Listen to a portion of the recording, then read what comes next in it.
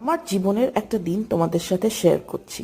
আমার মা বহু বছর ধরে পবনপুত্র হনুমানজির ভক্ত। শুনেছিলাম সিকিতে একটা খুব জাগ্রত হনুমান মন্দির আছে। অনেক রিসার্চ করার পর দেখলাম এই হনুমান মন্দিরটা পাণ্ডব জমানা থেকে আছে। মানে যখন পাণ্ডবরা ছিলেন ইন্দ্রপ্রস্থের রাজা, তখন বনবাস থেকে ফিরে এসে এই মন্দিরটি বানিয়েছেন। তার অবশ্যই অনেক ঐতিহাসিক গল্পও জুড়ে আছে, কিন্তু এটাও সত্যি এই মন্দিরটা গিনেস বুক অফ ওয়ার্ল্ড রেকর্ডের নাম উঠেছে সব সময় হনুমান চালিসা পড়ার জন্য। আর এই মন্দিরটার কোনো টাইম নেই, সব সময় খোলা। যখনই যাবেন মহারাজ হনুমানজিকে দেখতে পাবে তোমরা, তার দর্শন করে তার আশীর্বাদ নিতে পারবে। তারপরে সেখান থেকে গেছিলাম শ্রবণা ভবন, আমার আর মায়ের ফেভারেট ব্রেকফাস্ট ডোসা খেতে।